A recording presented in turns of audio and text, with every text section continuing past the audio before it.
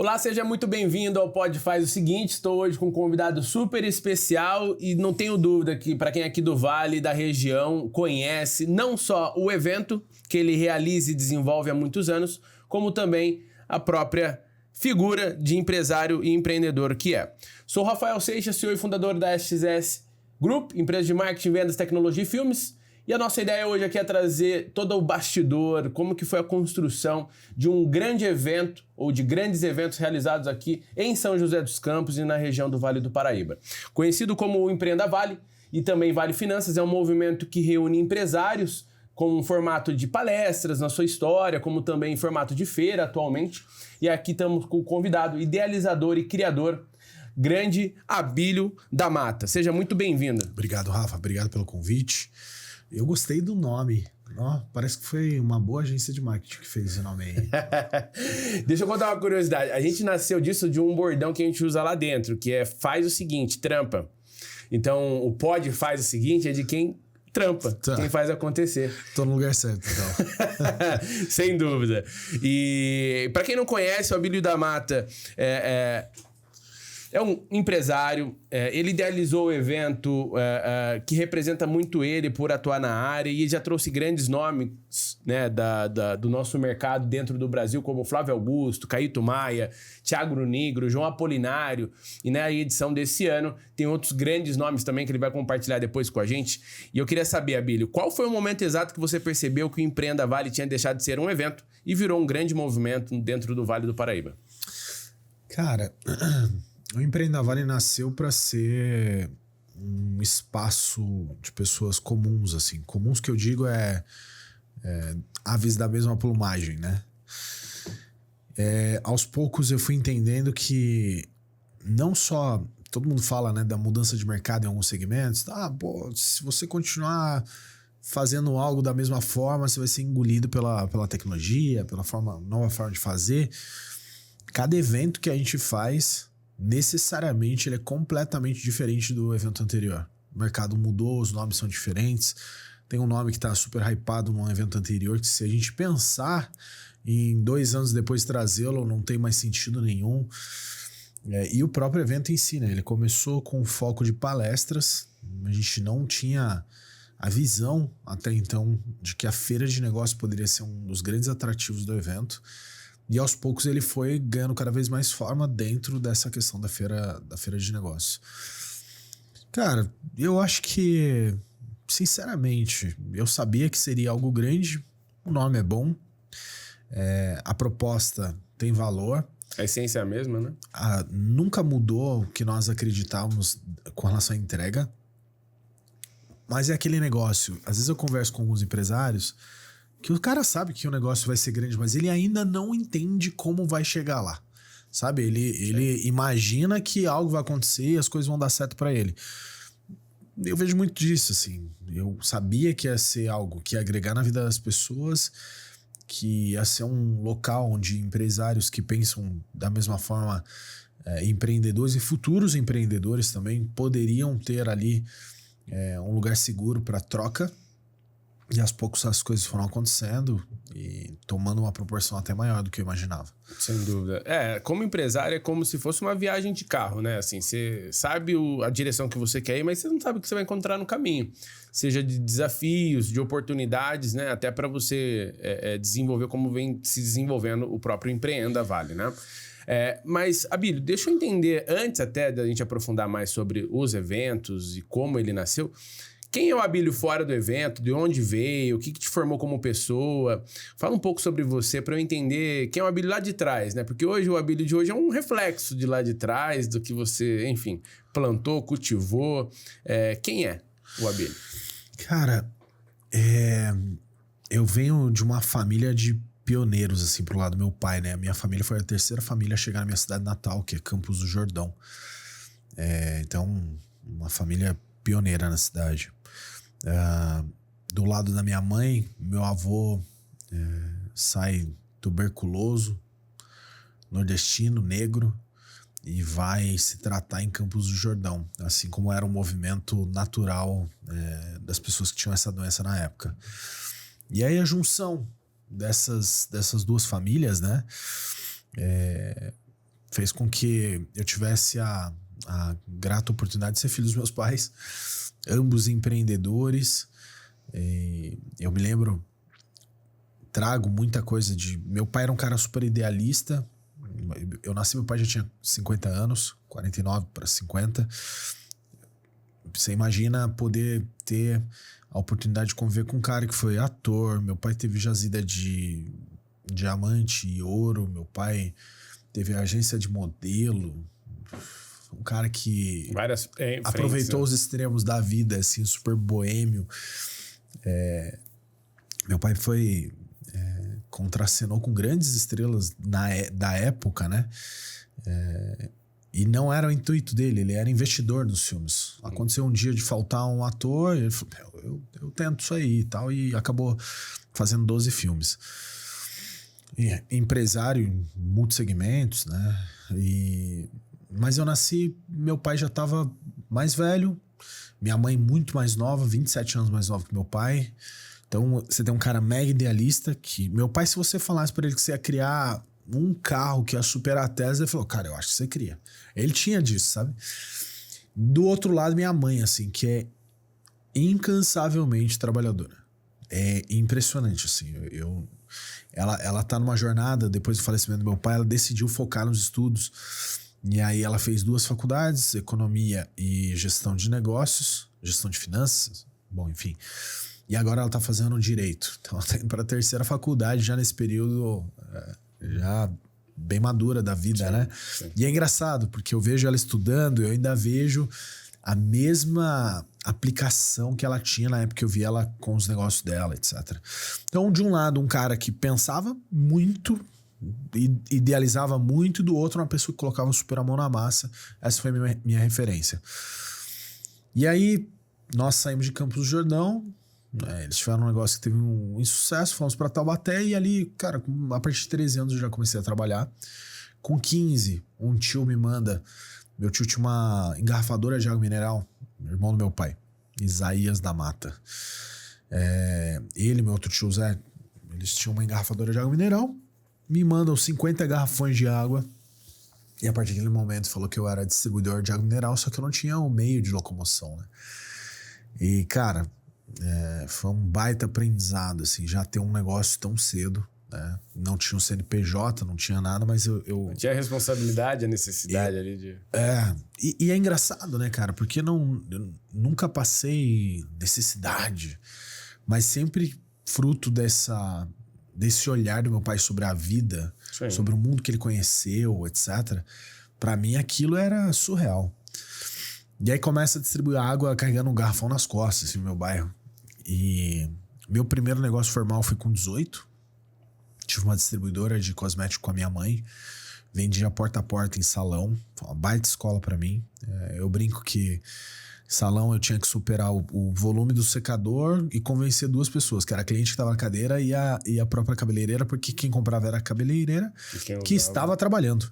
Então eu sempre tinha que estar nesse processo. E você lidar com mulher é diferente. É muito diferente você estar numa reunião com uma mulher, apesar de que hoje também as mulheres acabam tendo um perfil mais prático, mas a grande maioria das vezes as mulheres têm um lado mais sensitivo, né?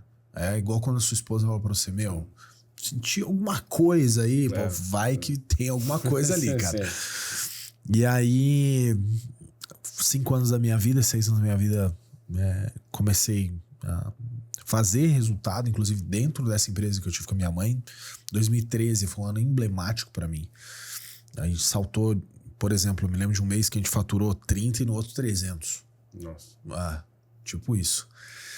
Fruto de treinamentos que eu comecei a fazer. Então, eu tinha 20 e poucos anos, tinha funcionários que tinham mais que o dobro da minha idade, não me respeitavam, e aí eu comecei a fazer uma jornada de treinamentos na época em que não se falava muito disso. Sim.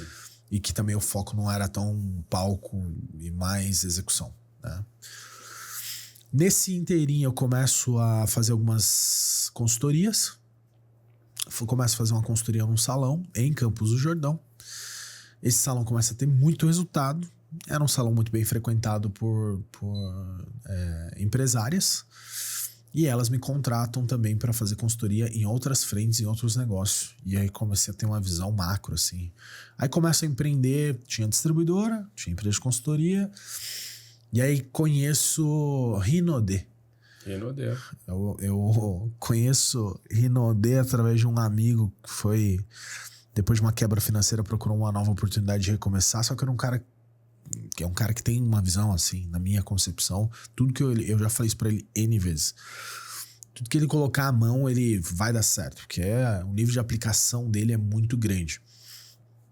E aí, tanto que ele termina a jornada na Rinode, né? Não sei nem se ele tem ainda um cadastro lá. Começa uma jornada como hipnoterapeuta e hoje ele é do conselho da maior instituição de hipnoterapia do Brasil. Você imagina que tudo que o cara... Põe a mão, o cara transforma. Assim como outros que a gente vê, né? Que não tem nada a ver com a oportunidade em si, com a pessoa. Sim, entendi. Começa a Rinode. Eu era o cara que com 18 anos eu achei que eu seria político. Meu pai foi secretário de turismo de Campos em uma época. Minha mãe, né, trabalhou na Secretaria de Saúde. Meu avô que subiu para Campos tuberculoso, foi vereador 2 gestões da cidade. Do lado do meu pai, N parentes foram políticos até de carreira até hoje. Eu tenho um lado da família que tem alguns cargos políticos, incluindo vereança em Campos. Então eu imaginei que naturalmente eu seria político. E fiz alguns cursos de oratória que eu nunca utilizei para política em si, porque eu nunca me filiei a um partido. Mas eu me utilizei disso para o empreendedorismo, cara. Sem dúvida. E aí vem Rinode. Vejo que eu era o cara certo, o menino certo, na hora certa. Deu muito certo pra mim. Cheguei a ter equipe em 5 países diferentes. Estive em todos os países fazendo o negócio. Em um deles, a organização que estava abaixo de mim ali, né? Foi a maior do país, do Equador.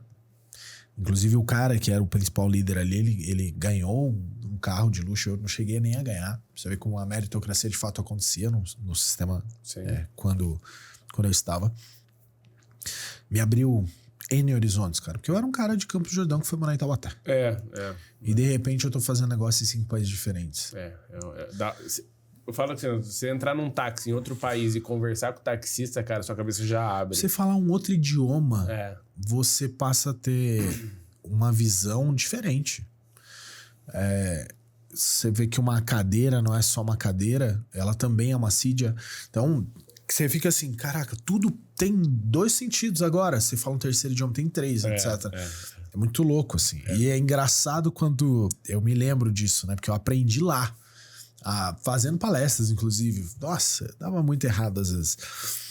Mas quando você começa a assistir a TV em um outro país e fala, caraca, eu tô entendendo tudo que esse cara tá falando. É tipo assim, sabe? Sua cabeça... A tua crença de capacidade se altera em outro nível. Você fala, caraca, eu tenho capacidade de falar um outro idioma de forma fluente, sabe? E tem uma frase que eu acho que representa muito isso. Paladar não retrocede. Então, a partir do momento que você visualiza, a partir do momento que sua cabeça expande, a sua visão expande, não volta, cara. Não volta. E isso é mágico, porque é sobre ambiência, é sobre exposição, entendeu? Então, eu acredito muito nisso. Eu gosto muito dessa visão. Mas continua a sua trajetória, que eu já tô com algumas perguntas aqui que... Já tô chegando perto me provocando já. Já tô chegando perto dos eventos. 2018... num café no Equador, eu conheço um cara. Normalmente, quando as pessoas precisavam prospectar determinado tipo de líderes, eles me levavam, eu tinha um ganho substancial. E aí, eles entendiam que aquilo, de alguma forma, ia fazer com que aquele cara, aquele líder, migrasse para a empresa. Eu falando com esse cara e tal, ele falou... Perguntou quanto eu tinha tirado. Eu falei, no mês passado eu tirei algo em torno de $10 mil. Na época, uma paridade do dólar diferente do que a gente tá vivendo hoje. Mas ainda assim, um ganho substancial. Ele, posso te mostrar meu imposto de renda do ano passado? Pô, quando o cara fala que vai mostrar imposto de renda pra você, ele vai te dar uma paulada assim absurda, né? E declarada ainda, né? Tipo, eu não sei se lá tem... Enfim. Não sabemos, Ele mostra um imposto de renda no ano anterior de $1.150.000. ou seja, algo em torno de 90, 100 mil dólares por mês. Lá é dólar americano, então pra eles é... Cara, e aí eu com um poker face, né? Tipo, olhei aquilo, fiz que não tomei a pancada e tal, perguntei o que ele fazia.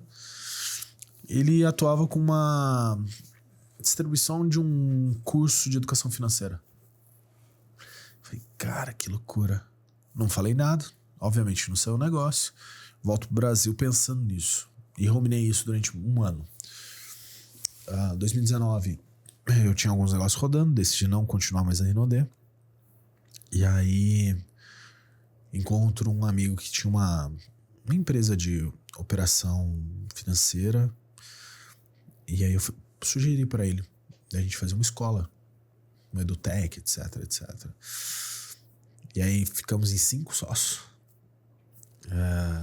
Tivemos que captar recursos para fazer essa startup dar certo, etc.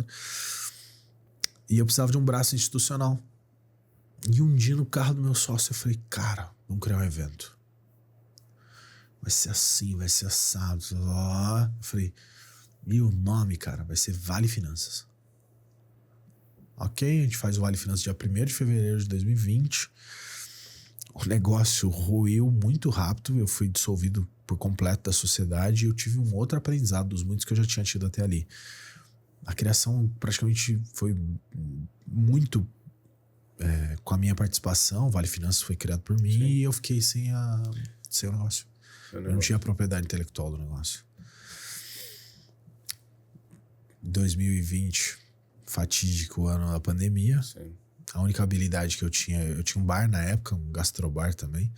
A única habilidade que eu tinha na época e o meu superpoder era vender. O mercado se fecha inteiro, meus negócios vão a zero, quebro. E aí vou trabalhar num grupo de comunicação, numa rádio. De um amigo que me convidou, sou muito grato, a família Berings, ao Rodrigo. E aí, cara, lá eu vi que eu não me adequaria ao produto, criei um novo produto pra vender, sugeri pra ele, foi muito engraçado essa história, cara.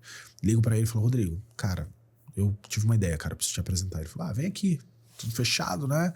Vem aqui em casa, em Caçapava. Aí eu falei, cara, não vou antes de você me falar uma coisa. Eu quero exclusividade na venda e quero o dobro de comissão. Tinham 15 vendedores na rede. Ele riu e falou assim, cara, ousado, mas beleza, eu vou ligar pros meus tios e pro meu pai, porque eu não tenho autonomia pra tomar essa decisão. Liga pra ele, lá, me liga de volta e fala assim, cara, o negócio é o seguinte, tua ideia tem que ser muito boa, cara, porque se não for, você tá demitido. Vem aí. Aí eu fui. Ele adorou a ideia. Ok, começo. Resultado em um mês e pouco foi surreal. No dia seguinte do resultado, o tio dele na sala dele me chamou. Eu falei, putz. Ele, brother, você a partir de amanhã você é gestor de marketing, do marketing digital da rádio. Eu quero que você faça isso. Caraca. Beleza, assumi essa missão. Saí de lá com 3 verticais abaixo de mim e aprendi demais, cara. Demais, assim. O case que a gente gerou, entreguei conteúdo pra Universidade de Taubaté, que é uma universidade tradicional, né? Pra turma avançada de marketing em cima do case, sabe? Sim. E eu não tenho informação em marketing. Naquela ocasião você virou um Toguro de Taubaté? Cara, não. não. Head of Marketing de... Nada, cara, eu fui pra aplicação mesmo, que eles precisavam, né? Fazer acontecer, né? E aí eles sabiam que eu não tinha... Porque a ideia que eu tinha tido estava relacionada ao lado do digital. Era um produto digital numa rádio. Sim. Mas a ideia deles era que eu colocaria pra funcionar o negócio desse lado digital, só que aí eu acabei pegando vertical de eventos, vertical de não sei o que e tal. Saiu da rádio com a disparidade entre o que eu ganhava antes da pandemia e o que eu ganhava na rádio era muito grande, né, cara? Você ganhou assim, muito, né? Ou não? Não, cara. Reduziu muito. Muito. Tá. Cara, 10, 15 vezes menos. E aí minha vida tava uma bagunça, assim, cara. Não tenho dúvida. E aí... Ali ainda você não era pai, ou já era? Já. Então. Meu filho nasceu em 2018, final de 18. Você imagina. É uma grande responsabilidade. E aí ali eu saio, procuro meu ex-sócio que tinha o Vale Finanças. Sugiro pra ele pra gente voltar com o Vale Finanças. Ele falou que pra ele só faria sentido ganhar royalties. Eu falei, royalties é um negócio que eu criei, cara. Não esquece. Eu criei outro do zero. Aí é fatídica história. R$200 na conta. Aprendi a vender mídia com a rádio. Sim, fiz boa. um Media Kit. Pastinha debaixo do braço. Boa. Voltei a ser o vendedor de cosmético de rua. Boa. A história ela tem alguns parâmetros que elas são muito... Tanto da referência que você trouxe da sua criação, como também do que você acredita e vive, até de palestrantes que você leva nos eventos. Então, a gente vai aprofundar um pouco disso. Mas qual que foi o momento mais difícil nessa trajetória toda que você trouxe? E o que você fez no dia seguinte? Cara, eu vou citar... Rafa, já que você tá falando de trajetória, eu vou citar 2, 3 momentos. O primeiro ainda quando eu tinha empresa de cosmético.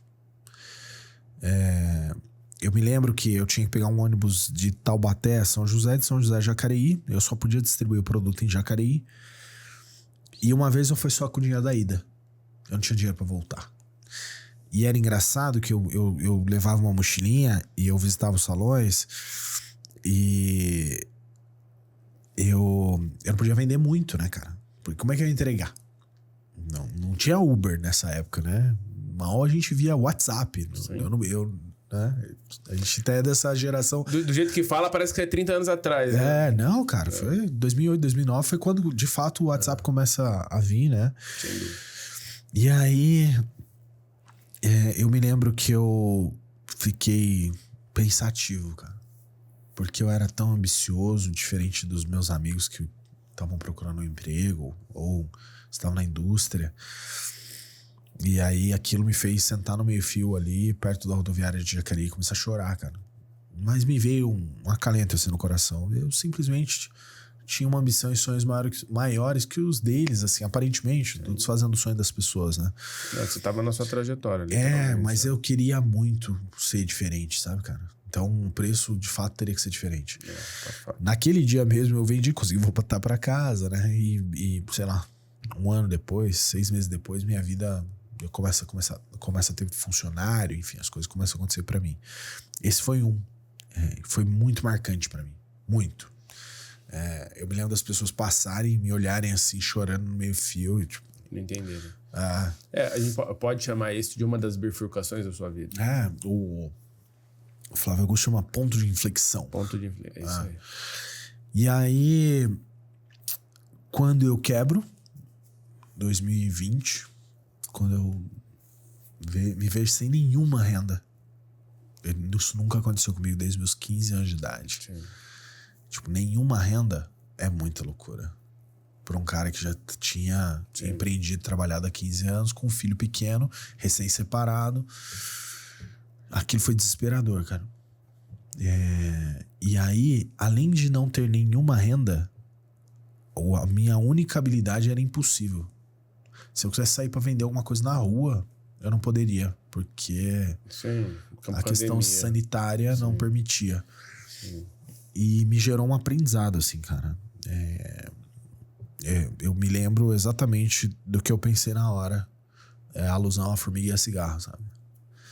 Então, eu sou um cara que eu sou muito atirado por conta do que eu quero pros meus negócios a nível de olhar final, assim, sabe? Mas hoje também eu sou um cara que, hora ou outra, eu seguro pra ver se eu não tô me colocando em risco e, consequentemente, colocando em risco todo o meu entorno. Hoje muita gente depende de mim, né? De mim não, né? Dos meus negócios. Sim. E aí, esse foi um ponto... Não tenho dúvida. E quando eu começo a empreender na Vale, cara? Talvez quando começou, não. Terceiro empreender na Vale, que a gente saiu de uma operação... O primeiro empreender na Vale custou algo em torno de R$50 mil. Segundo, algo em torno de quase 300. O terceiro, 1.700.000. Nossa. Então você sai de abril para março do ano seguinte. Nossa. Então em menos de um ano, se contar janeiro, que foi quando eu criei a empresa da Vale, que eu tinha R$200, março eram 15 meses. Em 15 meses eu saí de R$200 para produzir 3 eventos somando, deu R$2 milhões. O terceiro Empreenda Vale foi assustador. Nossa. Muita coisa deu errado. Muita coisa deu errado, assim. Eu tive que contar com a compreensão de muita gente, com auxílio de outras tantas e com uma resiliência que nem eu imaginava que eu tinha, cara. Então, o prejuízo passou de $500 mil, enfim. Mas eu sabia que eu precisava entregar. Sim. Se eu não entregasse tudo aquilo que eu imaginava para aquele projeto. E as pessoas estão dispostas, cara. Quando você senta, mostra a realidade. Pô, eu sei, eu passo por isso, eu sou fornecedor em alguns outros momentos hoje em dia, né? E evento, né, cara? O evento, ele tem essas características, né, de risco que para muito bom, às vezes muito... E, cara, e uma coisa que você pode perceber, né? Você que já esteve no Empreenda Vale como participante, já esteve como patrocinador, você que já viu esse ecossistema hoje, incluindo patrocinador também fornecedor do Empreenda Vale, é notório que as pessoas percebem que o Empreenda Vale não se trata do Abílio. Sim. Apesar de ter o Abílio ali como o cara que se precisar realizador, tomar um tiro pelo negócio, tomaria. Mas não é um negócio que a base do funil lá embaixo é para gerar alguma visibilidade. Cara, aconteceu, eu palestrei e a gente está indo pro nosso 9º e 10º evento, respectivamente, né? E aí o pessoal, a gente falando de Vale Finanças, em 2023, esse meu ex-sócio, ele decide me devolver a marca. E aí sim, hoje eu tenho todo cuidado, sempre quando tem algo do tipo, eu registro toda a propriedade intelectual daquilo. Então, em 2023, a gente executa o segundo Vale Finanças e agora esse ano o terceiro vai acontecer, em 2026. Depois a gente vai falar sobre ele e a grandeza que ele tem esse ano. Vai ser legal. Mas finalizando a minha linha de raciocínio, em todos esses eventos eu só palestrei uma vez. Porque uma palestrante faltou e eu tive que ir em cima do laço. Ocupar o espaço. Até esse ano eu estava discutindo internamente com o time. Existem alguns temas que eu tenho estudado, me aprofundado muito e vivido na prática nos últimos anos. O Empreenda Vale tem só 4 anos e virou uma marca conhecida, né, cara? Então, o case da rádio, Rinodê, né? A minha distribuidora de cosméticos, ou seja, meus negócios de um modo geral, assim. Eu já tive um negócio que eu investi 6 dígitos e ele funcionou 3 meses. Perdi 6 dígitos. Então, acontece. Sem dúvida. Eu como a gente é da área do marketing, assim, para mim, o evento ele tem que não depender de você, como você tá falando, mas ele tem que ser visto como você, porque vai ter pessoas ali no topo de funil que talvez não conheçam o Abílio ainda, e precisa conhecer. E precisa conhecer esses elementos, porque no final do dia, tudo que de alguma forma você criou tem a ver com o que você acredita, né? E é importante saber quem é o pai da criança, mesmo que esse pai não seja dependente, essa criança desse pai, é nesse sentido. Dentro do empreendedorismo, o que você acredita que acaba indo contra o que a maioria pensa hoje? Cara, vamos pensar que o empreendedor brasileiro, cara, ele tem que contar com 4 coisas, tá? Que é totalmente diferente do que as pessoas imaginam. Primeiro, ele tem que contar com o ovo lá, na galinha. Então, ele põe o pé e Deus põe o chão. É bem isso. Ele primeiro conta com o ovo lá, certo? Segundo, ele põe o carro na frente dos bois. Terceiro, ele dá um passo maior que a perna. E quarto, ele tem que aprender a manobrar não só a mentalidade dele, mas todo um sistema ao qual trabalha contra ele. Então, tudo aquilo que nos ensinaram, na minha visão, ele passa a ser diferente no empreendedorismo. Você contar com algo que não existe, poxa, é notório que as pessoas vão ir contra você. Loucura, né? Mas né? Então é notório que se você chegar pra uma pessoa extremamente racional e falar pra ela, cara, vou criar a próxima Disney. Ela vai falar, meu, você é louco. Mas será que você não tem... A gente tem o Beto Carreiro aqui. Eu lembro Beto Carreiro. O interessante que a história dele, abrindo parênteses, é que ele cria isso antes de criar de fato, entendeu? Então, a marca, por exemplo, ela começa a aparecer um ano antes do parque saber que iria existir.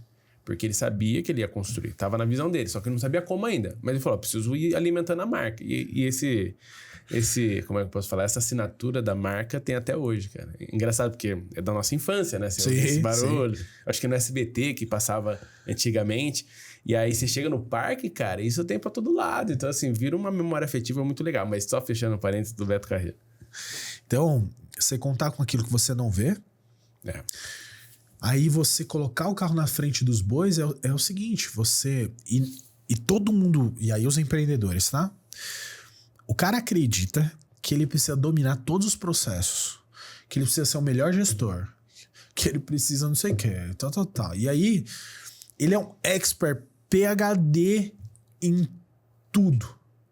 Menos em fazer o negócio acontecer. Esses dias eu tava conversando com uma amiga, inclusive, que ela comentou, falou, amigo... Meu negócio tá crescendo. Eu sempre tive medo de contratar, mas agora eu vejo que eu preciso contratar. Eu ainda não sei como as coisas vão acontecer, mas tá acontecendo. Eu falei, agora você começou a dar certo. Porque quantos CEOs de empresas ou VPs de empresas saem da empresa com toda essa bagagem de multinacional e tal. E a hora que o cara vai entrar no mercado, o cara vê que ele não tem a mesma pompa, né? É a mesma coisa que fala assim, na faculdade a gente aprendia muitos cases de Coca-Cola, de grandes players no mercado nacional e mundial. Mas desculpa, você tem uma verba de marketing, você tem uma hierarquia, você tem uma estrutura para executar uma Coca-Cola, é diferente de você executar uma empresa da sua cidade. Cara, e uma empresa listada em bolsa também, ela tem um capital especulativo. Hoje ela tem um valor X, amanhã 10X. Ela pode torrar dinheiro, que ela pode buscar isso no mercado de alguma forma. É um jogo diferente. Então, quando você fala de um VP, de um CEO, ele tá nesse ambiente. Então, e na hora que ele vem pro mercado, é diferente, cara. Na hora que ele vem brigar com a gente, que cresceu a raiz. É diferente. Mas ainda assim, tipo, quando você fala pra um cara colocar o carro na frente dos bois, você vai ter que tomar decisões baseado na tua visão de algo que não existe. Total. Então, e não são decisões... As pessoas querem, eu vou criar um estúdio podcast, isso aqui é maravilhoso, mas estúdio é maravilhoso. Mas, vou criar o melhor estúdio, com as melhores câmeras e tal. Será que é necessário pro seu MVP? Sim, total. Ou será que é... Hoje eu tava vendo uma história, é muito legal, da Trump Tower. Trump queria vender um apartamento 4 vezes mais caro que o mercado. E era injustificável. E aí ele fez um prédio gigantesco, com todo de vidro, em que um shopping center embaixo era tão alto que o primeiro andar já era... Ele colocou o número 31, então era, na visão não era o primeiro andar, era o 31º. E ele vendia esse apartamento a $1 milhão. Então, você vê pessoas com soluções, mas o cara pensando, como é que eu vou sair dessa manada, né? E aí, dar o passo maior que a perna, eu vi isso com o Empreenda Vale por N vezes. Isso é um risco muito grande até falar sobre isso, tá, cara? Porque você fazer tudo que precisa ser feito, usar um mínimo de estrutura. Hoje eu vejo assim, tá? Depois de ter errado muitas vezes até no Empreenda Vale, mas qual é o mínimo de estrutura operacional? Ok. Qual é o máximo... Se preocupar com o custo e buscar maior eficiência. Qual é o máximo de entrega que nós poderíamos fazer na melhor das hipóteses? Qual é a linha entre um e outro? É o que a gente vai ofertar. Então aqui seria o over delivery, aqui é o operacional que eu entrego e o evento está ok.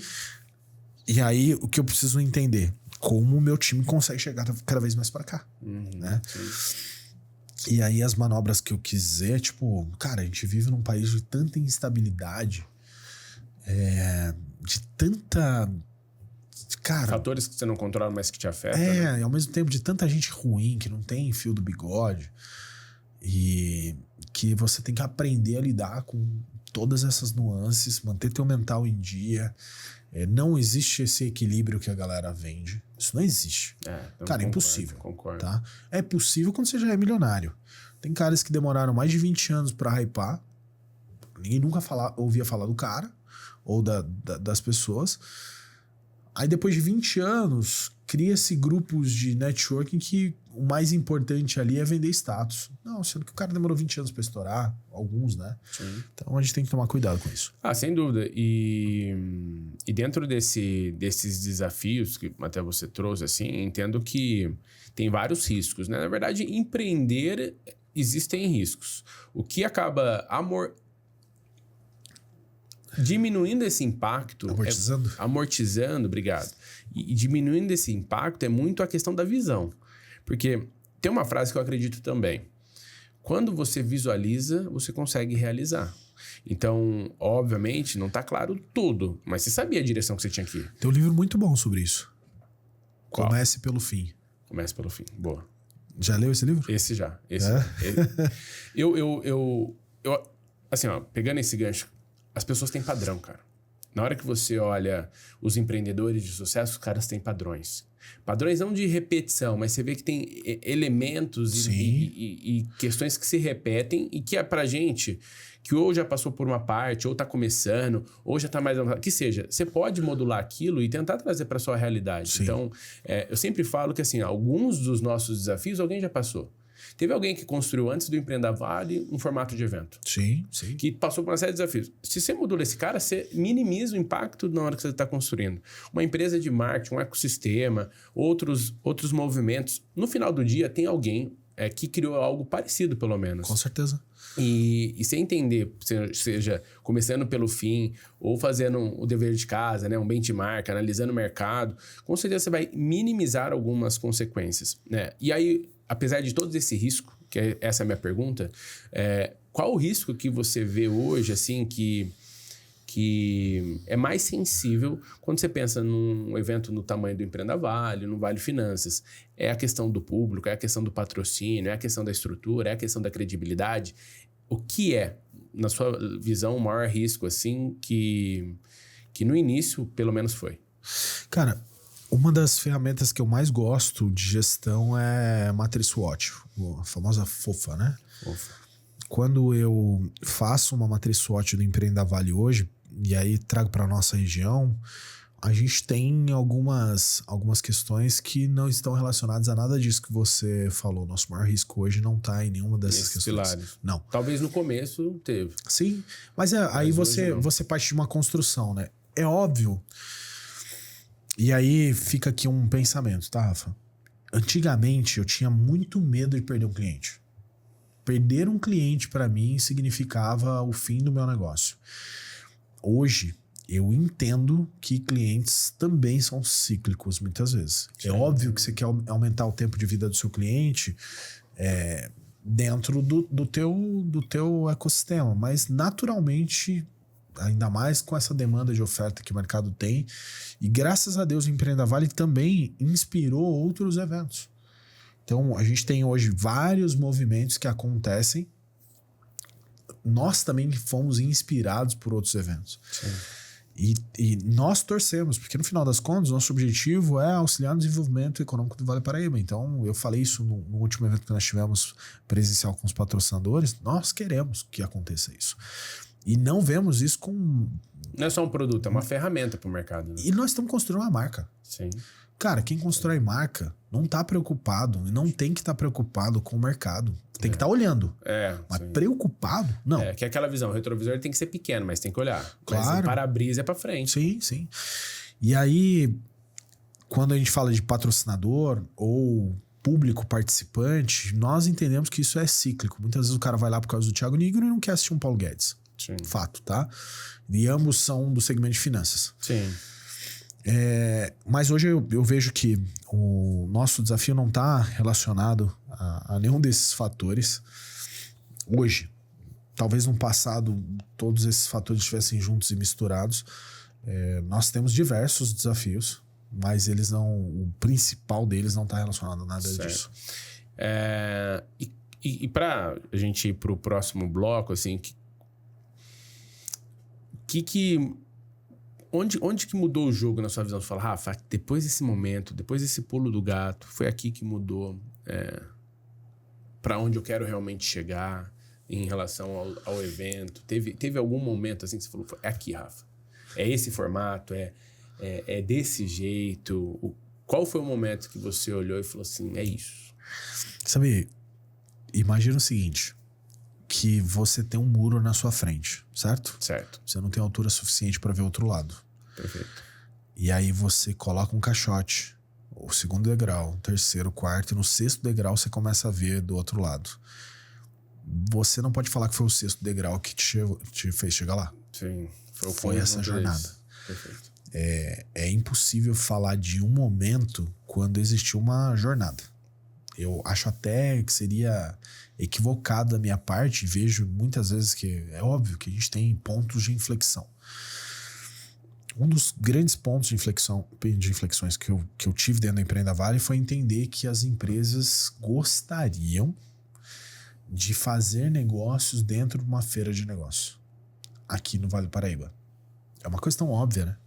Mas... Que aí, normalmente vai para São Paulo, Exato. você vai para outros mercados para fazer esse movimento. Né? Ainda assim, formatar esse mercado, né? Ser pioneiro e buscar orçamento onde não existe esse orçamento de marketing. Na grande maioria das empresas que nós atuamos. Existem grandes indústrias, etc., que já investem em São Paulo, inclusive. Mas aqui no Vale, não. Sim. Então, esse olhar de falar, poxa, aqui as empresas têm interesse, e aí deixar de vender no varejo para vender no atacado diretamente para as empresas, isso passou a ser um dos nossos focos, assim. Então a gente já testou várias formas de se fazer e a gente vem se aproximando aqui dentro da realidade atual. Lembra que eu falei, cada evento tem uma... daria um documentário, cada um dos eventos daria um documentário, mas dentro desse evento a gente está no melhor formato. Legal. E eu quero entender um pouco sobre uma mistura de trajetória com o momento atual. Como foi trazer esses grandes nomes, né? A gente está falando de nível nacional e alguns deles até internacional. Qual foi o primeiro grande sim que você começou a falar, cara, sempre sonhei em trazer esse nome e esse daqui é uma realização pessoal até. Essa mistura de grandes nomes com quando foi o primeiro grande sim? Cara, acho que o primeiro, né? Quando eles me venderam e eu não tinha nem lastro, né? João Kepler, a agência de palestrantes Apollo, através da figura do Denis, que é o dono, né? Eles acreditou em mim e me vendeu sem lastro nenhum. E aí, poxa, quando o Flávio Augusto decide vir, com toda aquela história circundando, né? Eu mando mensagem para ele no WhatsApp, ele responde falando para eu falar com um sócio. O sócio entra em contato comigo, mas eu mandei outra mensagem pro Flávio falando que eu não teria, na época, dos 450 mil que ele pediu pra palestra, né? Que o sócio trouxe, mas que se ele aceitasse um cheque pré-datado naquele momento sem fundo, ele não ia se arrepender. E tem até um vídeo no meu Instagram mostrando tanto essa entrada dele no palco, tal, foi icônico. E tudo aquilo que representou esse terceiro Empreenda Vale. Sim, que é os desafios que ele teve. Esse gap financeiro foi justamente nesse evento. Então eu me lembro do Flávio subindo no palco, eu anunciando ele, e eu me lembro que eu falei, cara, inacreditável tudo que tá acontecendo aqui. E pro grande público aquilo era uau! E pra mim eu tava em pedaços, assim, porque sim. Muita coisa tinha dado errado. Sim. Mas beleza. Sim. É assim, ó, você tá... É muito fácil você falar que algo não deu certo e desistir. É muito fácil, tá? Difícil é você fazer sabendo que deu errado. E que está dando errado. E mesmo assim, na posição que você se encontra, você se mostra... Honrar, né, cara? E você se mostra que tá tudo bem. Não tem nada mais dolorido de que você ter que... E tem mesmo, né? Porque no nível que, como líder, você não pode demonstrar que você, naquele momento, tá passando por um desafio. Eu assisti um vídeo hoje, o Diego Ribas, sabe? O jogador do Santos, que era do Santos e tal. Ele comentando que eles tinham contratado um mega time na Juventus. Aí eles estavam passando por um desafio, tal. Cara, o treinador entra no vestiário e começa a fazer uma pré-eleção com os caras. Aí ele falou, alguém tem alguma coisa pra falar? Aí o Canavarro, só, né? Levanta a mão e fala, eu tenho sim. Primeiro, o senhor volta lá, arruma seu cabelo, melhora sua postura. E aí sim o senhor volta aqui pra falar com a gente. Porque dessa forma que você falou, nem você acredita no que você tá falando. Então, cara, esse é o desafio. Esse é o desafio de ser líder. Você tem que estar vivendo um caos. E lidar com ele. Lidar com ele você. Isso. Ir pro mercado e pro seu time, você tem que estar bem. Sim. Entendo. E... Cara, assim, ó... Eu acho que tem duas pessoas desse ponto que você trouxe. Tem o Abílio contaminado com o empreendedorismo da família, onde nasceu e quem trouxe. E tem o negócio fundador do Empreenda Vale. Eu acho que tem essas duas figuras, né, nesse momento. Não tenho dúvida que um ficou extremamente satisfeito, realizado, e o outro tinha esse lado para lidar. Correto essa leitura? Que lado, desculpa? Do desafio financeiro, da responsabilidade, mas por um outro lado, o Abílio, vou falar assim, o Abílio adolescente, criança, estava trazendo dentro de um produto que ele criou um maior nome de empreendedorismo brasileiro, até nos Estados Unidos. Tinha, naquela ocasião, próximo àquela ocasião, ele tinha feito patrocínio do Orlando City com a Disney, tinha uma série de movimentos. Ele já tinha vendido o Orlando City. Ele tinha feito naquele momento ele virou notícia porque ele tinha feito a maior venda de um imóvel em Orlando da história, assim, brasileiro que vendeu o imóvel mais caro de Orlando da história. Mas ele já tinha vendido e já estava nessa transição para o MLS. Não, para o Brasil. Para o Brasil, tá. Aí ele estava em construção do que veio a ser agora a Liga, né? Perfeito. Cara, você tem algumas nuances que são naturais, tá? Você começar um negócio alavancado, esse nível de risco não é para qualquer um, e aí eu não me coloco numa prateleira melhor do que ninguém, porque eu nem considero. Porque o BO é muito grande, né? Também, né? Mas a visão que eu tinha de um lado era o fato de você não ter outra opção. O fato de eu não ter outra opção me ajudou muito também. Eu não me via com um plano B. É muito clichê isso, né? Mas eu falava, cara, ou é isso aqui, ou é nada. Porque... Não, você não tem 2 carros de boi pra pôr 2 carros de boi na frente de 2 não tem como. É por isso que é só plano A, entendeu? Mas é engraçado que no meio do caminho no Empreenda Vale, eu também cometi alguns erros de direção mesmo, né? Quando você começa um projeto, fala assim, vamos colocar esse projeto... E aí muita coisa começou a dar errado. Aí eu falei, tem que tirar o pé daqui, tem que tirar o pé dali, etc, etc. Mas são coisas que você só aprende, cara, na jornada. Sim, total. Então, experiência... Até às vezes eu vejo algumas pessoas dando mentorias ou consultorias que a pessoa não tem um CNPJ aberto, não tem funcionário, não tem um dia a dia de uma empresa e tal. Poxa, eu nem posso falar que eu não tenho nada contra, porque eu tenho. Não é factível. Sim. É a mesma coisa se você dá instrução de pai, sendo que você não é pai.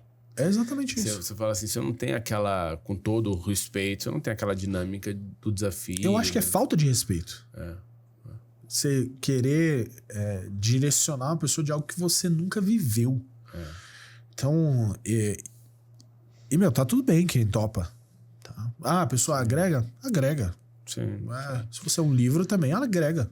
Pode ser que, inclusive, tudo aquilo que ela esteja falando pra você esteja em alguns livros. Que alguém que viveu, ela só tá replicando. Ela só tá replicando e parafraseando alguém, entendeu? Sim. Porque os grandes mesmo, eles tiveram desafios absurdos. Eles passaram por momentos de vontade de desistir. Todos os que eu conversei até hoje, tá? Cara, desses nomes todos que nós já pensamos, que você citou, todos que eu tive a oportunidade de aprofundar um pouco mais, eles são seres humanos na essência. Essa forma como o empreendedorismo leva para esse ufanismo de virar fã do cara, também colocar ele como uma celebridade, a gente não pode esquecer que esse cara é empreendedor. Ele, cara, eu já fui garçom, eu já servi mesa. Em um momento ou outro, entre os meus 13 e os 18 anos, eu tive que fazer dinheiro. Sim. Cara, eu não vou num lugar e distrato um garçom. Porque eu já tive no lugar dele. Sim. Entendeu? Sim. Então é bizarro, assim. Às vezes eu vejo, tá? Já aconteceu no Empreenda Vale, inclusive, de vir alguns nomes que a gente falava, nossa, vai vir... O cara é gigante. E aí chega lá, o cara nada. Na verdade, talvez a única coisa que o cara tem é fama e dinheiro. Sim. porque ele não consegue nem seguir aquilo que ele prega. Sim. Então, inclusive, nesse evento agora, a gente tá trazendo no último dia um stand-up comedy que o cara faz comédia com essa situação do empreendedorismo, dos treinamentos comportamentais, todo esse mindset que é o Léo. Vai ser muito 10 esse dia. Vocês têm que estar nesse evento. Vai ocorrer agora em maio. A gente tem aqui... Mais de 26, né? Vai que se a pessoa escuta. Ou você tem que ir no próximo, né? Não, mas a gente quer que você participe ainda esse ano. Então aproveita. O Vale Finanças ocorre no dia 20. E o Empreenda Vale ocorre dia 21, 22 e 23. Ambos no Vale Sul Shopping, na área de eventos. Então, participa, acesse o site, veja as redes sociais, excelente garanta site, sua presença. O site é desenvolvido pela SXS, com experiência mobile, desktop. Então, garanta seu ingresso dentro do site, que sem dúvida é um lugar de muita troca e aprendizado, né? Com as empresas, com os palestrantes, que aí, e também com o stand-up comedy, que vai ser muito engraçado, não tenho dúvida. E aí a gente depois fala sobre cada um desses palestrantes, até porque um deles, para mim, ele é muito emblemático na história que você está me trazendo, porque ele passou por vários desafios muito grandes. Todos os empreendedores passam, mas eu acho que cada um tem o seu jeito de passar e seus desafios. Flávio Augusto, Thiago Nigro, Caíto Maia... São desafios diferentes do que você está trazendo esse ano, mas ambos e todos são empreendedores, grandes nomes do mercado. Mas aí a gente vai entrar um pouco nisso na sequência. Mas eu acho que esse é o ponto, né? Um evento não é igual ao outro, ele traz uma série de desafios, mas também de oportunidades, como você falou da própria SWOT. E hoje, para você, o que é o Empreenda Vale? É só um evento? É um canal de mídia? É uma comunidade? É um produto? O que ele virou hoje com essa evolução que ele vem tendo em cada edição? Cara, eu não vou te falar o que ele virou, tá? Eu vou te falar qual é a visão do que eu gostaria que ele fosse. Mas uma coisa que eu entendo é que o Empreenda Vale, a responsabilidade é minha, mas ele não é meu. Ele é um organismo vivo que se muda à necessidade do nosso usuário, vamos dizer assim. Você está puxando à frente, mas tem um movimento junto. Não necessariamente. Eu estava numa discussão numa reunião esses dias, aí o cara falou, poxa, já que é assim, então cria um conselho decisório. Eu falei, bom, já que no final das contas o risco é meu, as decisões têm que ser baseadas em coisas que eu acredito e acreditei, né? Eu já tentei compartilhar isso e aí, se dá certo, demos certo, se deu errado, a Bíblia deu errado. Então, ainda assim, eu tento trazer um pouco do que eu vejo de causa, assim, né? O Empreenda Vale, ele é uma voz e um local. Voz para que empreendedores possam escutar cases reais e um local onde, uma vez por ano, empreendedores se reúnem para falar de coisas comuns. Sim. E aí, um terceiro ponto nós queremos agora dar voz aos empreendedores. Então veio a revista Empreenda Vale, foi lançada em janeiro, teremos outra edição em junho e uma outra edição em janeiro do ano que vem. Temos mais uma vez um programa de TV, Empreenda Vale na TV. Então, cada vez mais o Empreenda Vale começa a virar mídia para dar voz ao empreendedor. Então, e para trazer informação pertinente ao empreendedor. Então, sim. E tem outras coisas dentro do ecossistema, cara, por incrível que pareça, acho que a gente nunca chegou a conversar sobre isso, né? Eu nunca tive a oportunidade de te mostrar, mas o Empreenda Vale tem 16 projetos dentro do Empreenda Vale. Alguns eu já executei, sim, por pouco tempo, outros poucos eu não executei nunca.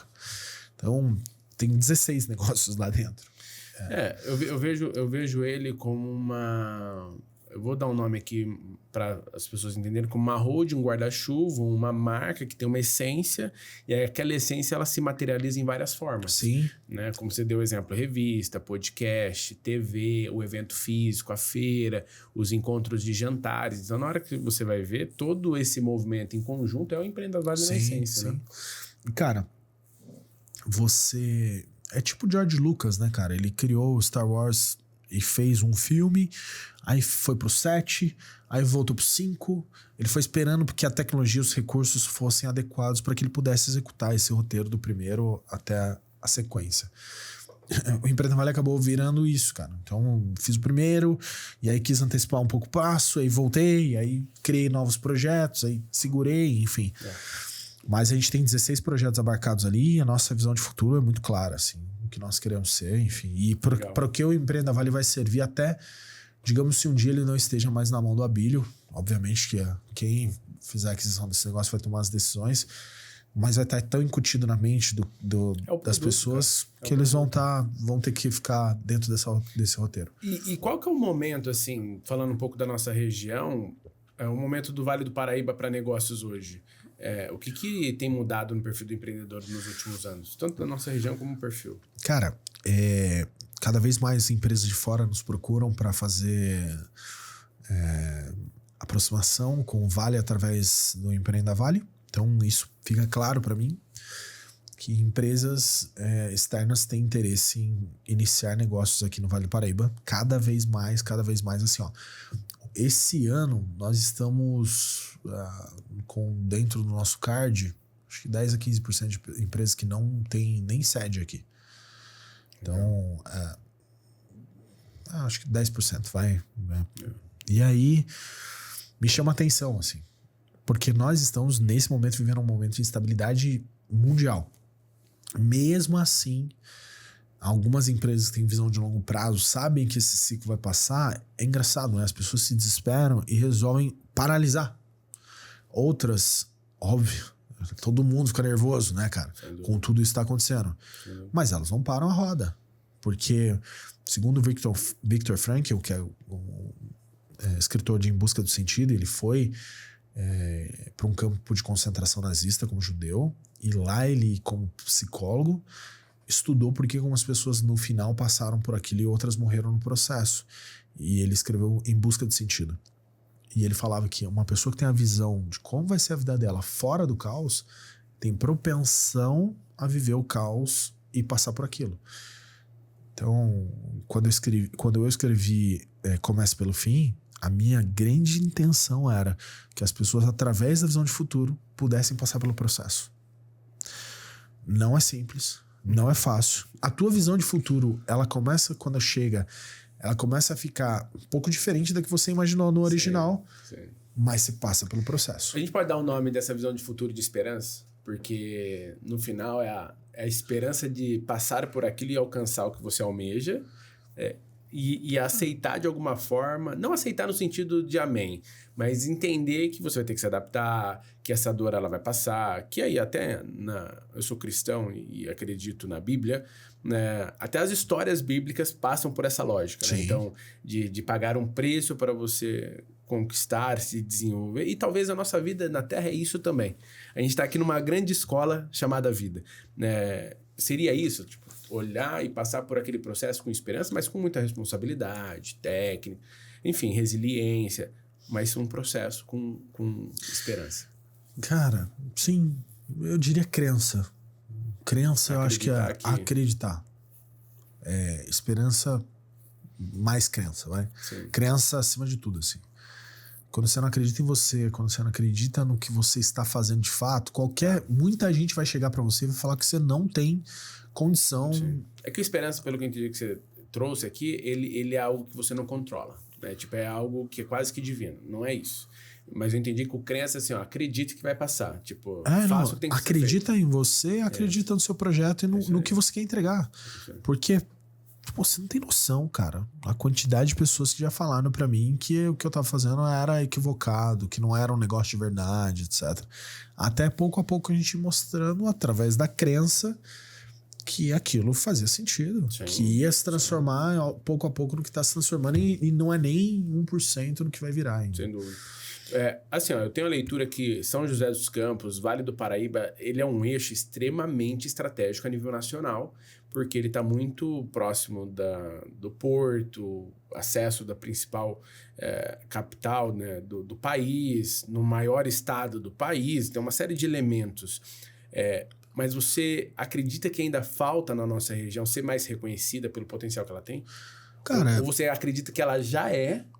eu acho que é a mesma síndrome do vira-lata que o brasileiro tem, a gente tem aqui no Vale, simplesmente parece que tudo que é de fora... Maior ou menor? E tá tudo bem, né? Isso daí é uma crença... Sim. Então, o que falta, na minha visão, eu acho que tempo. Talvez clareza, né? Não, e tempo. Tem certas coisas que só a maturidade entrega. A gente tá vivendo uma era agora importante. A gente entende que o poder público também influencia. Então, bons gestores das cidades vão influenciar para que a região se desenvolva. Eu não vejo, assim, hoje uma cidade que esteja com... Nesse momento que esse podcast está sendo gravado, com um gestor...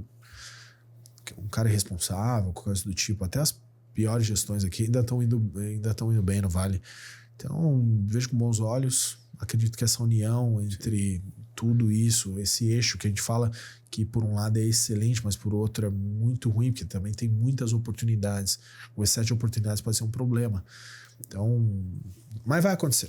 Sim. Como diria Paulo Guedes, o Brasil tá fadado a dar certo. Então, o Vale também tá fadado a dar certo com isso. Boa. Falando um pouco aqui rapidamente sobre política, para mim é integrado e é fundamental estar integrado. Porque todas as políticas públicas do nosso país, do nosso estado, da nossa cidade impactam o empreendedor. Então assim, não vou olhar para isso, eu não gosto disso. Eu não acredito nisso. Eu acredito como você tem história na política, familiar. No final do dia, a gente é uma comunidade com responsabilidades e papéis diferentes, né? Cada um dentro do seu papel, mas que no final precisa estar conversando, precisa estar dialogando, cada um dentro da sua casinha, mas precisa jogar junto, né? E para uma direção que desenvolva nossa cidade, nossa região, nosso país. Porque é isso que fica para os filhos, é isso que a gente cultiva como propósito também, porque a nossa vida ela é finita. Então eu acredito que esse jogo ele não pode ser separado, ele tem que ser sempre buscado trabalhar junto, mas cada um dentro do seu papel. Você concorda? Você acha que isso é... Cara, eu sou politizado desde criança, né, brother? Sim. Eu não acredito nos políticos, eu acredito na política. Eu acredito... É um desafio, né, cara? Porque... Naturalmente, por exemplo, por que eu não entro na política hoje? Porque eu ainda não cheguei no ápice de coisas que eu gostaria. Sim. Porque política também é um ato de... Uma pessoa para entrar no mundo político, ela tem que ser financeiramente, se manter sem a questão política, na minha visão, tá? Ela tem que... Os interesses pessoais, ela já tem que ter transcendido um ponto em que os interesses pessoais e os interesses da comunidade não podem conflitar. Né? E ela tem que ter condição cognitiva enfim, ela tem que ter um mínimo ali para poder gerir as mais variadas frentes que, se for no poder executivo, poderiam vir, muito mais relacionado à liderança, de aglutinação de bons talentos. Sim. Seja no poder legislativo. Eu, por exemplo, eu não me vejo legislando. Eu não poderia ser um vereador, na minha visão. Sim. Eu não tenho uma faculdade, cara. Eu não tenho... mas eu sei a dor da pessoa. Então eu viraria um líder comunitário, montaria uma ONG, um instituto. Mas para esse fim específico, na minha visão, necessita que a pessoa tecnicamente tenha alguma condição, sabe? Sim. Assim como um secretariado. Que tecnicamente, né? Que é o tecnicamente ele precisa... E eu acho que existe uma regra, né? Um secretário de governo, ele precisa ter um curso técnico, uma faculdade, enfim. Isso, exatamente. Então, eu acredito que no final do dia, um acaba dependendo do outro. Eu adoro política, mas eu não tenho tanta crença nos políticos. Não é nem no Brasil, não é politizado, tá? É sobre isso. Nem no Brasil. Acho que os políticos, de um modo geral, no mundo inteiro. E aí, como não, né? Como não misturar o balaio ali? Eu não sei. Eu torço para que o Brasil tenha uma nova safra agora. Sim. Vejo que alguns nomes têm se despontado. Gosto de alguns outros nomes. E abomino quem tem um lado específico. E aí eu digo, o cara que é ultra de esquerda e o cara que é ultra de direita, que não consegue ter uma visão em que poxa, será que existe algo ali que eu possa escutar? Pessoas têm problema com contraditório, cara, sabe? A política hoje virou um problema. Mas a minha visão sobre isso é que só vai piorar, porque a gente não tem mais canais que promovem diálogo. A gente consome hoje canais que a gente escolhe, né, com o advento das redes sociais, o advento da inteligência artificial. Tudo que você consome, de certa forma, está relacionado àquilo que você gosta, ou daquilo que você não gosta está alinhado com o que você não gosta. Então, a tendência é politizar ainda mais. Essa é a minha leitura sobre essa questão. Aí cabe ao processo de educação familiar, escola, trazer de alguma maneira a capacidade de diálogo entre as diferenças. Porque no final do dia, se a gente falar de time, se a gente falar de religião, se a gente falar de política, normalmente um não tá querendo conversar com o outro, porque meio que abomina o outro lado. Então, como seres humanos, pelo algoritmo te entregar tudo que você quer, na hora que você quer, do jeito que você quer, para você não sair da rede social, meio que você fica viciado com o sim. E quando você escuta um não, mas eu não concordo com isso. Não, eu penso diferente de você. Mas peraí, como você pensa diferente de mim? Não é pra você pensar diferente de mim. Se eu penso assim é porque isso faz sentido. E cada um tem a sua verdade. Então, a minha percepção sobre isso é que tende a piorar, né?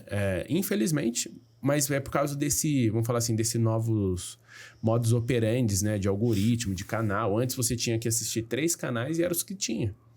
E ali você absorvia coisas que você concordava, tinha coisas que você não concordava, mas você absorvia. Hoje não, hoje eu não gosto daquilo, eu desligo. Eu vou porque eu gosto. Então não tem mais essa provocação de troca, né? De negociação, entendi. Não, mas olha o meu ponto, né? Não tem. Sabe quem sou eu, né, Rafa, pra ficar... Eu entendo, eu acredito que o algoritmo entrega só aquilo que nos aos nossos olhos é bom, mas existem ciclos na humanidade que acabaram com determinados acontecimentos, assim, né? Então, tipo, imaginava-se que a humanidade ia caminhar para um lado e ela começa a ter uma nova visão, um novo ciclo, até mesmo porque vamos imaginar que as elites, elas se interessam hora ou outra pelo equilíbrio. Sim. E quem manda de verdade não é um lado ou outro, né? São outras camadas. Eu não tô querendo falar dos Illuminatis, nada disso. Não, de fato, existem que eu e você poderíamos fazer parte de um poder decisório maior. Quem pode limitar o que vai ser? Ou a pessoa que está nos escutando. Uhum. Por exemplo, a Michelin queria vender mais pneu, ela criou aquela nota nos restaurantes. Ela influenciou a forma como as pessoas consumiam comida, fazendo com que a pessoa pudesse usar mais ainda o pneu, andar mais com o pneu. Sim. Né? Gira mais aí pra... A Coca-Cola inventou a figura do Papai Noel. Sim. Então, se você acha que você não é conduzido... não é influenciado.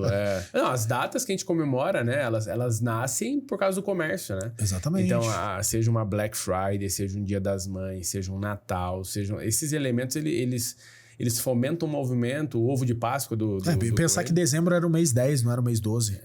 Você já estudou sobre isso? É muito louco, assim, enfim. A gente pode...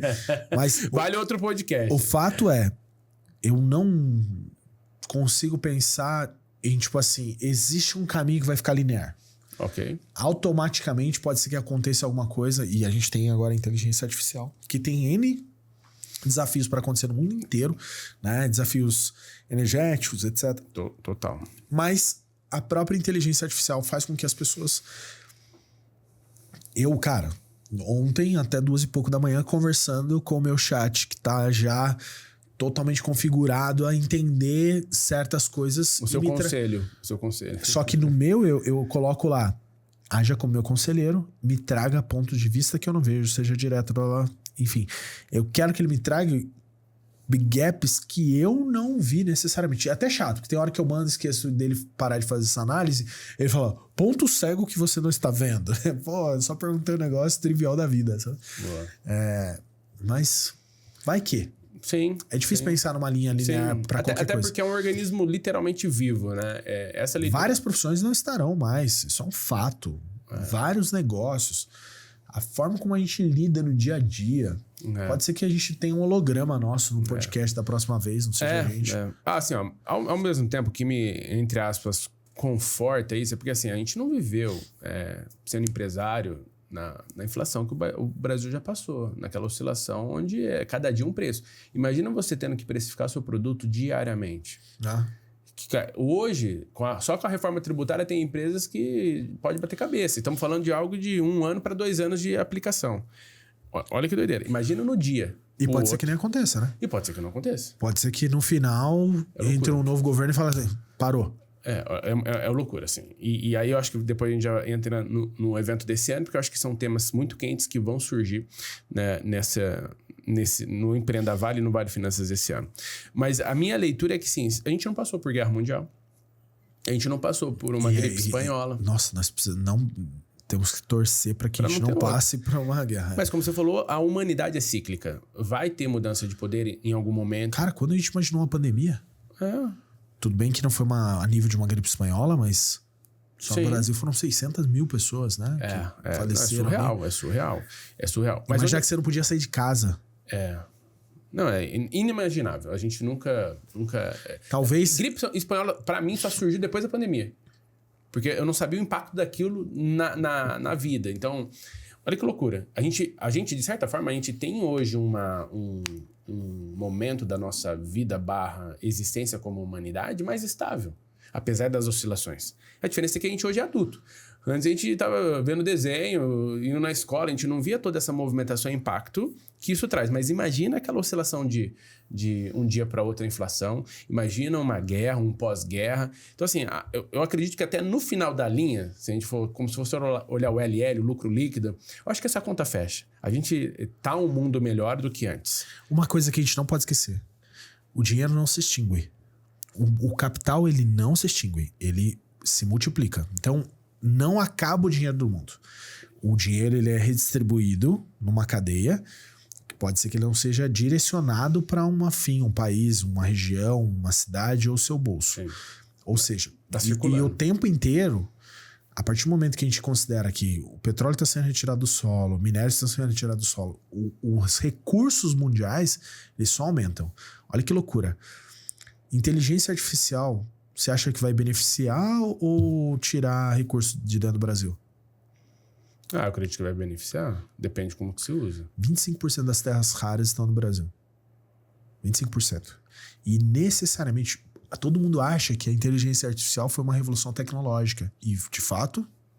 Sim. Só que a partir do momento que você precisa de um data center gigantesco, você precisa de hardware de N formas, e a maior parte dos hardwares... Matéria-prima. A gente tá falando a gente tá falando de cobre para energia. A gente tá falando de vários componentes de memória. Então a gente tá falando de uma aceleração agora. Olha que louco. Lá atrás, os Estados Unidos e a Europa... Não é pelo uso da IA, é pela existência dela e a necessidade dela expandir. O que está sendo investido em IA não vai acompanhar a infraestrutura necessária. Já não tá? Total. Então, imagina o seguinte, os Estados Unidos e a Europa começaram a tirar o pé das áreas de mineração. A China, há 40 anos, começou a investir nas áreas de mineração. Hoje, 80% das terras raras são dominadas pela China. Cara, você vai falar que os caras tiveram essa visão no passado? Não. Então, tudo aquilo que os Estados Unidos começou a descontinuar, e a Europa mais ainda, por conta dessa política verde, etc., agora eles estão na mão da China. A China detém 40% ou 50% das terras raras do mundo inteiro. É muita coisa. Lá, o Brasil detém 25%. Então, por incrível que pareça, cara, nós, com essa revolução tecnológica advinda da inteligência artificial, nós temos... Porque agora precisa do meio físico. Sim. Até a questão da própria evolução dos carros elétricos, né? Quando o Elon Musk veio para o Brasil, tudo isso é derivado para matéria-prima relacionada à produção dos carros, né? Agora, das baterias. A dificuldade que os países vão passar é que a China virou referência na manufaturação desse produto. Então, eles mandam o produto bruto, né, commodity para eles. Eles sabem como fazer com que esse material fique adequado para a utilização. Esses países descontinuaram essa tecnologia. Então eles imaginavam que tudo ia ser online, tudo ia ser, sai do físico. É. Baralho de... Você vê, o ouro agora tá batendo recorde. A prata batendo recorde. Eu sei porque, pô, meu pai... E meu pai é incrível, cara, porque dos 50 aos 70 anos ele insistiu. E ele era da área de mineração, ele só não entendeu que ele estava no momento errado, em que o dinheiro estava saindo disso. O dinheiro estava indo para tecnologia, não estava indo mais para mineração. Então, você começa a ver, por exemplo, empresários como o Mike Batista, que pegaram um hype das commodities e depois o cara quebra, porque o dinheiro migrou, saiu disso aí e foi para tecnologia. Sim. Então agora está voltando. O Brasil vai se beneficiar disso. O Brasil ele é muito bom, né, em matéria-prima, ele é extremamente rico, não só de grandeza, mas de qualidade, né? Mas é sempre um desafio, porque o que falta no Brasil é desenvolver a matéria-prima, né? Que às vezes acaba, por exemplo, produzindo uma laranja, mandando para os Estados Unidos e depois comprando suco. Ou outros países acabam fazendo esse processo. Então, eu acho que esse é o campo de oportunidade que o Brasil tem para ele não ser só um exportador de soja, de laranja, de carne, mas ele conseguir também vender agregado, né? E em determinado momento... Mas o Brasil mata seus empreendedores, né, cara? Matou o Gurgel, matou vários outros visionários que, se fosse qualquer outro país, o cara teria voado. Mas eu acredito que em algum momento isso vai furar. Porque é um movimento maior, entendeu? É um movimento maior do que quem pode, de alguma forma, segurar isso. Mas eu acho que a gente foi por um papo, eu acho que muito importante aqui, mas eu queria voltar para a gente falar do evento da edição desse ano. Boa. E a gente caminhar aqui para a reta final, porque é um podcast que tem muito conteúdo, visão, trajetória, o próprio evento. Mas eu queria falar um pouco sobre a edição desse ano. O que as marcas presentes, as pessoas presentes podem esperar desse ano no Vale Finanças, que tem um grande nome, que a gente já até falou aqui. O ex-ministro Paulo Guedes, né? Para mim ele é um cara excepcional, a visão dele de economista, de mundo, de movimento. Eu gosto muito dessa análise que ele tem, dessa clareza. Como também do Empreenda Vale, que tem convidados super diferenciados, né? E eu queria que você falasse um pouco do Vale Finanças, as datas, horários, como é que faz para garantir os ingressos, e também do Empreenda Vale, para a gente compartilhar com o pessoal. Boa, vamos lá, respectivamente, né? No Vale Finanças o foco está relacionado à gestão, então tudo aquilo que tange organização de finanças pessoais, gestão de negócio, reforma tributária, que é um tema super abrangente ali, vai ser bem aprofundado.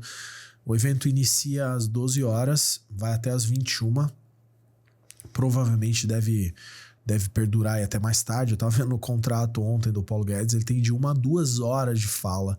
E já me avisaram que ele não poupa. Segura, porque ele pode ficar lá muito mais tempo. Então, e dentro de um contexto de alguns convidados que têm pedido para vir, a gente deve ter a entrada dele no palco às 8h30, 8h40. Legal. Então, o evento 2 horas, a gente vai sair de lá próximo das 11 horas da noite. Tá.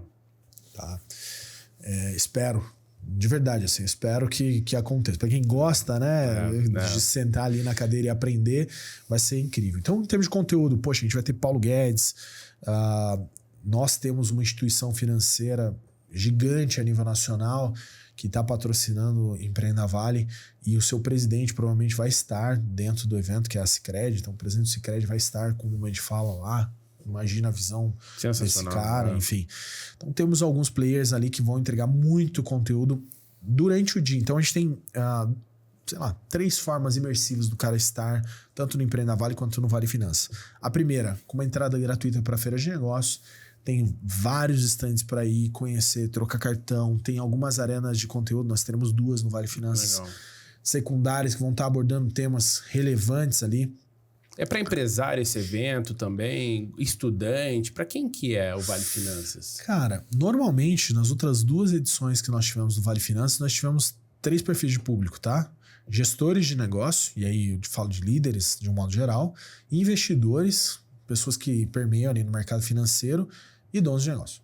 Então ele acaba não sendo um evento que atrai tanto o público mais curioso, aquele cara que quer iniciar a jornada. Isso é mais o Empreenda Vale. Esse é mais do Empreenda Vale. Tá, legal. Tá?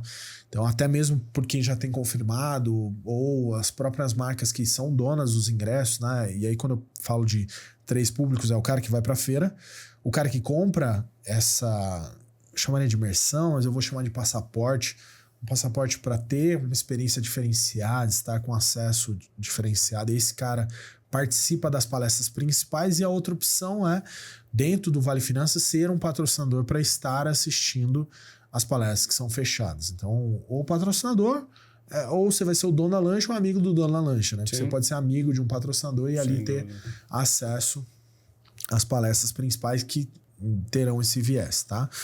Então, isso a gente fala de Vale Finanças, focado em como fazer a aquisição de recursos, gerir esse recurso, multiplicar esse recurso, tá? E aí, Empreenda Vale, a gente fala de escala. Então, quando nós falamos, você comentou do Paulo Guedes, né? Na minha concepção, no Vale Finanças, na minha concepção, o maior nome do liberalismo econômico do Brasil, assim, um dos grandes players mundiais. É sensacional. Ele é, sem dúvida nenhuma, incrível. E aí, no Empreenda Vale, 3 dias, que vai ser sequencial. Então, 20 de maio, o Vale Finanças, 21, 22, 23 de maio, Empreenda Vale. Primeiro dia, em termos de conteúdo, nós vamos ter lá a figura do Geraldo Rufino, que vai falar muito sobre resiliência mediante as adversidades, vai falar muito sobre motivação. Então, o primeiro dia é para dar esse gás, sabe? E ali, dentro do contexto do dia, então a mesma coisa. Então, tem um cara da entrada gratuita, que aí nesse caso ele tem 4 arenas de conteúdo que vão estar acontecendo simultaneamente com temas diversos, tá? Assinadas pelos nossos patrocinadores Diamante Acima. Nós temos esse passaporte que dá direito a uma experiência diferente no evento inteiro. E por último, uma pessoa pode comprar ingresso, aí sim, mais aberto ao público, e assistir a todas as palestras. Poxa, o preço está ali menos que uma pizza em família. Então, vale super a pena. A pessoa tem que olhar isso com bons olhos. No segundo dia, 2 figuras. E aí eu tô falando de um dos palestrantes. Né? Obviamente, nós teremos palestrantes antes, etc. A programação do Empreenda Vale, de que horário até que horário? Das 12 às 21, sempre. Das 12 Podendo 21, acontecer na extensão disso, vir por conta da palestra principal, tá? Bacana. E isso por 3 dias, né? Exatamente. Então, sexta, sábado, domingo? Sexta, sábado, domingo. Aliás, quinta, sexta e sábado. Quinta é o Vale Finanças. Não, quarta é o Vale Finanças. Quarta é o Vale Finanças. Quinta, Empreenda Vale. Sexta, Empreenda Vale. Sábado, Empreenda Vale. Perfeito. Aí no segundo dia, vamos falar de gestão em escala, de olhar assim para um negócio numa esfera maior, né? Temos Denis Nakamura, que foi um dos fundadores do iFood. Hoje o cara é dono de mais de 60 empresas. O cara pode falar sem dúvida nenhuma sobre escala, sobre tomada de risco, etc. E aí toda a trajetória, ele foi fundador na época do iFood Raiz, né? Ele conta algumas coisas do bastidor até o iFood ser vendido por um grupo, e aí ele nesse momento da venda, ele também vendeu a parte dele. E Luiz Justo, CEO do Rock in Rio, Lollapalooza e The Town, que somados ali, eu acho que passam a ser um dos maiores festivais de música do mundo. Então, a complexidade, eu faço evento, cara, eu vou sentar ali com certeza e assistir, porque a complexidade de um evento, o checklist, tudo que pode acontecer é bizarro.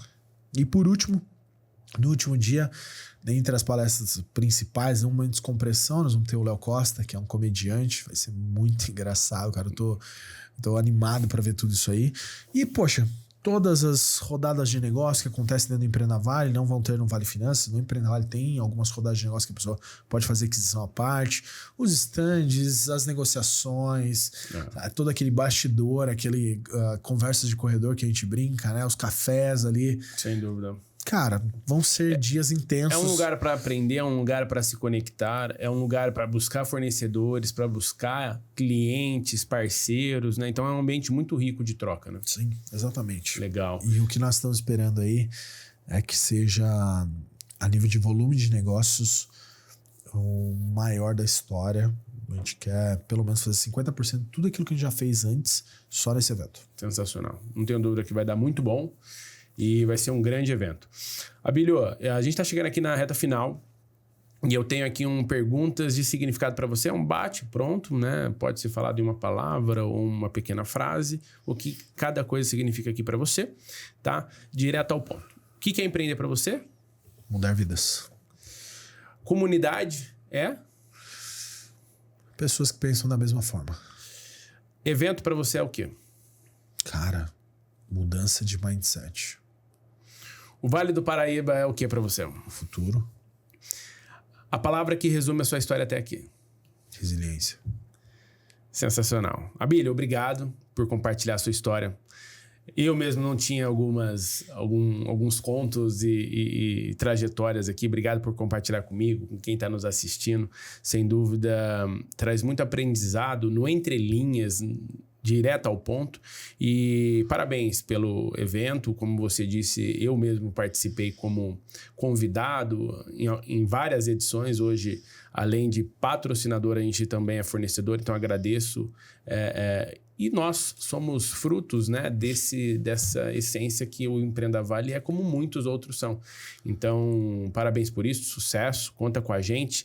E se você puder deixar um recado também, né, para quem está nos assistindo, para o empreendedor, para o estudante, enfim, fique à vontade também. E gratidão por compartilhar tudo isso com a gente. Eu que agradeço, cara. O caminho para o empreendedorismo agora é certo, né? Todas essas regras que, por um lado, formalizam mais alguns direitos do trabalhador, vai fazer com que o empresariado tenha que tomar algumas decisões, ao meu ver, formas diferentes de se empreender e formas diferentes da relação de trabalho vai mudar. E, naturalmente, o brasileiro é o povo que mais tem vontade de empreender no mundo, assim, né? Ou está entre os que mais têm vontade. Sim. Então, naturalmente, a pessoa ela acaba buscando isso por vontade, assim, por natureza, né? E aí estar nos ambientes certos, escutar as pessoas que de fato chegaram e entender, cara, que você pode ler um livro 10 vezes.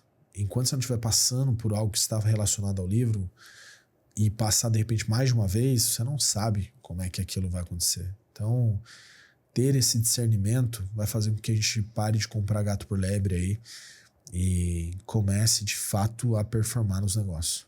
Então, o segredo é aplicar, né?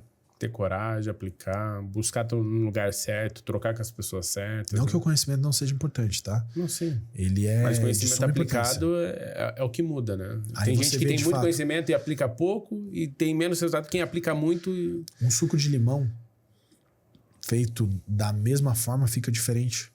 Porque o limão é diferente. A água pode vir com sabor diferente. Então tem N formas de acontecer com você fazendo. O seu café que você faz ontem, usando as mesmas quantidades de todos os ingredientes, sai diferente hoje. O discernimento para lidar com essas alterações é quem tem experiência. E só tem experiência quem faz. Fazer com o que tem. Perfeito. Sensacional. Um ótimo insight, viu? Obrigado. E para você que acompanhou a gente até aqui, se inscreva no canal, compartilhe esse vídeo, manda para o seu amigo que precisa ouvir. Tanto o ato de coragem, clareza, execução, todos os insights aqui compartilhados, e também se inscreva dentro do canal do Empreenda Vale, do Vale Finanças, garanta a sua participação, porque sem dúvida pode ser essa oportunidade de você mudar o seu ambiente, mudar o seu resultado, e tá aqui a grande oportunidade. Obrigado por estar assistindo a gente até aqui, um grande abraço e até o próximo episódio. Irmão, obrigado. Valeu.